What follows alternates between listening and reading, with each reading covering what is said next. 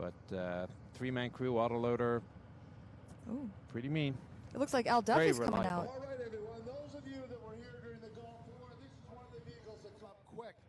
And we went over it very quickly. But what I'd like to do is, because, as Jeremy said, this is one of our newest acquisitions. And because I'm dressed in this Gulf War attire, we have been looking for this for so long. And it's so funny, you know, when you look for something and you can't find it, and then all of a sudden there it is. So while I'm waiting to close the deal on this, we did a trade with a private collector in Vancouver. We get a call from the Canadian Army, and they say there's a T72 that's on as a monument that's in Montreal. Do you want it? Well, how do you say no to a T72? So we said, yeah, we want it. And it was used in the East German Army. So it's the one that's over there on display. So we went from having no T72s to having two. And I don't know, but if you come back next year, we might have that second one running. It's been sitting out for 25, 30 years. But this one here... All stations. It's World War II, getting ready to go over. We showed you the T-54 earlier, T-55. They took that design and they created an upgrade to a T-62. And then after a while, they wanted to do another upgrade. And they had a lot of problems with it. It was called the T-64. Production problems, reliability issues. So then there was a bit of a political thing going on over in Russia. And they came up with, the net result of all that was called a T-72. And you'll notice it's quite different than the other ones. The road wheels. The turret is smaller. It's gone from a 4-man to a 3-man. What's that?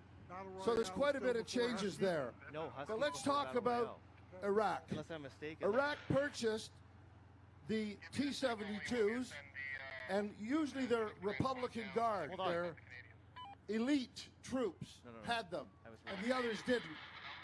And it got to the point where the Americans actually had a weapons embargo, and they would punish, if they could, anyone that sold weapons to Iraq. So Russia got around that.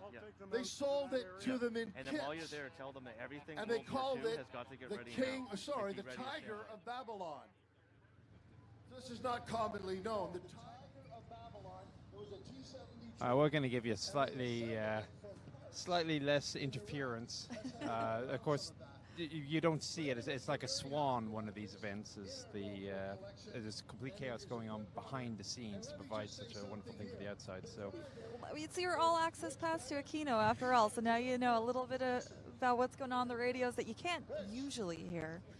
But Al's talking about the T-72, the characteristics of it: 125mm smooth bore, which for the time. It was lethal against pretty much anything it was going up against. I mean, it was bigger than anything that NATO had. NATO had the 120. Perfectly good gun.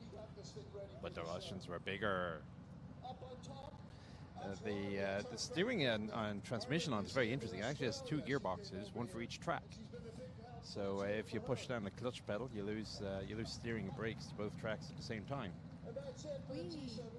You can have fun with that one. The external fuel tanks on the back, people think, oh no, there's external fuel tanks, just aim at those at the back of the BMP. No. I mean, if you put a hole in the back of the external fuel tank, what's going to happen? The fuel is going to fall to the floor. Who cares? And of course, this thing was designed for the offense, and the less you have to stop when you're on the offense, you can keep momentum. It's worth it. Just stick the external fuel tanks, just like the Centurion I saw earlier, the LR. It had the long-range fuel tanks on the side. Just go further. It looks like we're about to hear the